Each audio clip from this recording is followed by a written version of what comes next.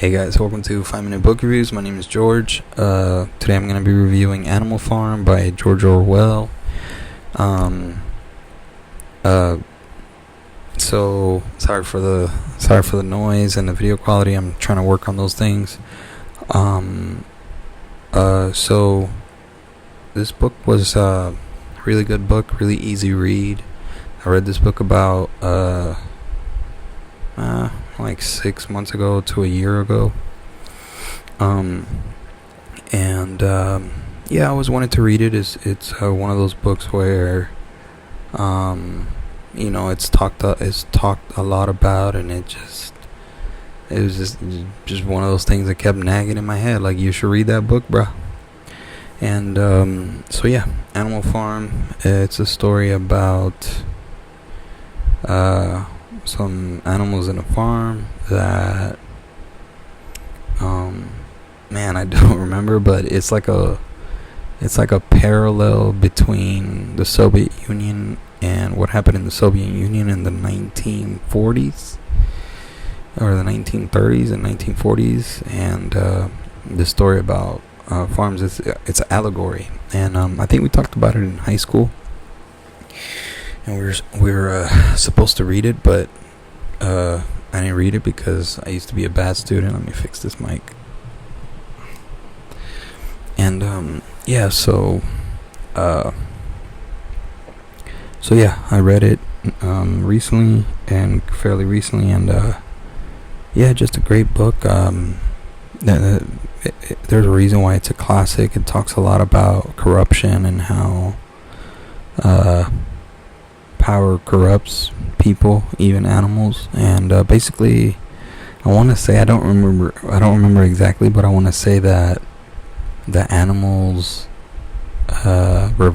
revolt against the farmer, because I think the farmer kept on getting drunk or something, and I don't think the farmer would feed him or something like that.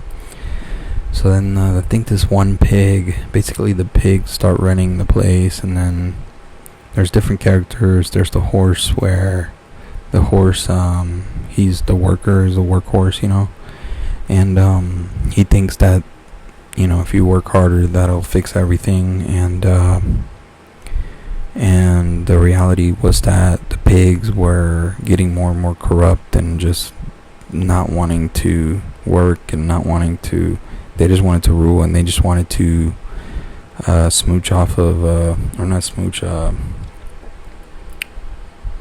they just wanted to be leeches off of the other animals' work and all this stuff, and then